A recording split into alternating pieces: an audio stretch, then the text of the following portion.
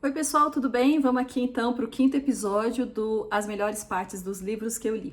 O tema hoje são as árvores, e esse tema na verdade foi escolhido por uma enquete que eu soltei algumas semanas atrás no YouTube, junto com outro tema que vai ficar para um sexto episódio, que é o tema de citações sobre leitura.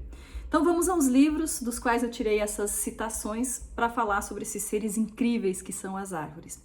O primeiro livro é um romance que se chama Mil Tsuros, escrito por um prêmio Nobel de Literatura, que é o autor Yasunari Kawabata. Na verdade, ele foi o primeiro prêmio Nobel que chegou para o Japão, se eu não me engano, em 1968. E esse livro tem a tradução do ou da Dri Quesada e foi publicado pela Estação Liberdade em 2006. É um romance que fala sobre a cerimônia do chá, mas na verdade como pano de fundo para um triângulo amoroso. Depois, o outro livro que eu trouxe é um super best-seller assim, da era moderna. Foi escrito pelo Peter Folleben, que é um engenheiro florestal. E o livro, bom, você já sabe nessa altura do campeonato, se chama A Vida Secreta das Árvores. Foi publicado pela Sextante em 2017. Depois eu vou trazer um outro livro que também assim é um super best-seller, embora ele não seja tão conhecido das pessoas, mas é um livro que ganhou inclusive o prêmio Pulitzer. Ele foi publicado pela Intrinsic em 2015 e é um livro da jornalista Elizabeth Kolbert, que se chama A Sexta Extinção, uma história não natural. Então é um livro que fala sobre a extinção das espécies que nós estamos assistindo agora no Antropoceno, principalmente em função das mudanças climáticas, mas também em função da globalização. E aí, para terminar as citações sobre árvores, eu vou trazer um livro que não tem nada a ver assim com árvores. É um livro do Paul Ferrini. Ele é um estudioso, por exemplo, do SEM, um curso em milagres, ou pelo menos está relacionado com esse tema. E o livro se chama Amor Incondicional, Reflexões da Mente de Cristo. Foi traduzido pela Maria Lúcia Castro de Souza e foi publicado pela Pensamento em 2012. É um livro infelizmente esgotado, né? Quem me falou dele até foi uma livreira daqui de Curitiba que se chama Angélica Aires, que é dona de uma livraria que é chuchu beleza, que se chama Mahatma. E eu só esqueci de falar quem traduziu o livro da Elizabeth Kolbert, A Sexta Extinção, que foi o Mauro Pinheiro. Então vamos lá, a gente vai começar a falar sobre as árvores e eu começo então com uma citação desse livro do Yasunari Kawabata, em que ele descreve o que o personagem está fazendo naquele momento, né? Então ele diz o seguinte: Kikuji levantou-se e seguiu para a sala de estar, passando pelo corredor. Havia uma grande árvore de romã no quintal. Parou por uns instantes diante dela, tentando se acalmar. Então, olha só. Isso aqui até conversa com aquela citação sobre flores que eu trouxe, né? Que eu trouxe para vocês. As flores serão as minhas enfermeiras, né? As flores do meu quintal serão as minhas enfermeiras. Então, aqui imagina, se você tem uma árvore de romã no teu quintal, você consegue ficar mais tranquilo, mais calmo. O duro é que hoje em dia a gente nem tem quintal e se tiver, nem tem quintal suficiente para plantar uma árvore de romã. Mas é muito interessante porque existe na cultura japonesa do modo geral essa observação da natureza, né, das árvores, das plantas, enfim, dos elementos até minerais também, da fauna, com um certo olhar mais estetizante, né? E sempre com uma atenção plena, como se tudo aquilo que nos rodeasse estivesse falando também do nosso interior. E aí, eu vou trazer uma citação do Peter Wohlleben, desse livro A Vida Secreta das Árvores. O livro é fantástico, né? Eu, particularmente, dessa nova leva assim, de livros que falam sobre botânica e tentam mostrar como os vegetais são seres super bem desenvolvidos, eu gosto mais de um livro que se chama Bryant Green, que é de um neurobiólogo cujo nome Stefano Mancuso, na verdade ele é italiano. Esse livro não tem tradução no Brasil, o livro que foi traduzido dele no Brasil é Revolução das Plantas, qualquer coisa assim, que é um livro que fala sobre biomimética. Mas o livro do Peter Wohlleben, ele é um guarda florestal e ele fala como ele começou a observar que as faias e os carvalhos, esse parque que ele cuida, se não me engano é na Alemanha, tinham um cuidado de umas com as outras e como havia uma certa gestão do espaço e das gerações futuras por parte dessas árvores. E é muito interessante, né?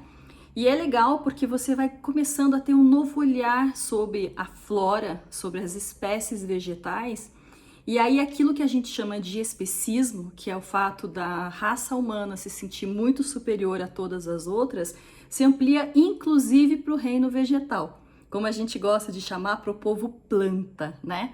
Então, o especismo é um termo que surgiu muito calcado na questão do veganismo, né? Do direito dos animais, mas a gente pode extrapolar isso e também levar a questão para o povo planta. Claro que não dá para viver de luz, então mesmo que sejamos veganos, a gente ainda vai continuar se alimentando de alguma coisa, né? Mas pelo menos olhar para o povo planta com uma certa reverência. E nada melhor do que essa frase do Peter Wohlleben para expressar tudo isso que eu estou falando. Ele diz o seguinte: apenas quem conhece as árvores é capaz de protegê-las, né? Então, olha só, quando a gente estuda aromaterapia, eu acho que uma das coisas mais importantes e transformadoras que acontecem na nossa vida é que a gente não olha mais para as plantas da mesma maneira. Quando a gente entende que as plantas são capazes de produzir essas coisas sensacionais que se chamam os óleos essenciais, esse perfume, né, terapêutico maravilhoso que elas exalam, a gente começa realmente a reverenciar e a gente adquire consciência ecológica, né? Eu acho que aprender sobre aromaterapia é uma maneira de aproximar de fato a ecologia do dia a dia das pessoas, muito mais do que você ter simplesmente uma educação ambiental nas escolas, que inclusive é lei no Brasil, né? Educação ambiental.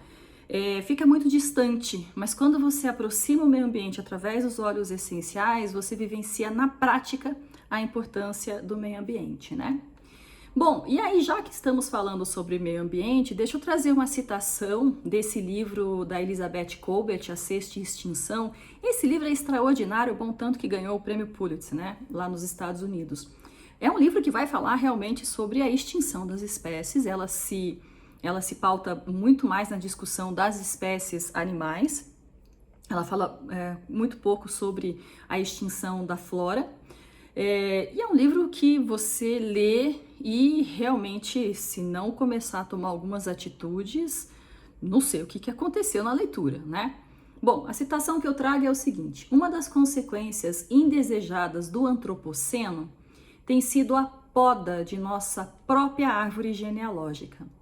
Após eliminarmos nossas espécies irmãs, os homens de Neandertal e os hominídeos de Denisova, há muitas gerações, agora estamos fazendo o mesmo com nossos primos de primeiro e segundo graus. Quando tivermos acabado, é bem possível que não haja mais nenhum representante dos primatas além de nós mesmos. É forte, né? Realmente é forte. Então, quando ela está falando de primos de primeiro e segundo grau, ela está falando das outras espécies animais. Mas o que eu achei interessante nessa passagem é que ela fala sobre nós provocarmos a poda da nossa própria árvore genealógica, ou seja, todos os animais que vieram antes, até que surgisse na Terra, então, o Homo sapiens. Mas me chama a atenção que, embora ela use esse termo árvore genealógica, em nenhum momento se fala que essa árvore genealógica, indiretamente em algum lugar, cai lá no carinhosamente chamado povo planta. Então veja que nós estamos muito longe realmente de enxergar as árvores, enxergar as plantas, né, todo o reino vegetal com esse sentimento de parentesco e de família. Mesmo num livro tão contundente em relação às mudanças climáticas, as revoluções que o antropoceno causa em todo o ecossistema, como é esse livro da Elizabeth Kolbert. Mas eu não quero terminar esse episódio do Melhores Partes com uma mensagem triste, né, embora necessária. Eu prefiro terminar mostrando talvez uma mensagem um pouco mais espiritualizada acerca das árvores. E é por isso que eu vou recorrer então ao livro Amor Incondicional do Paul Ferrini.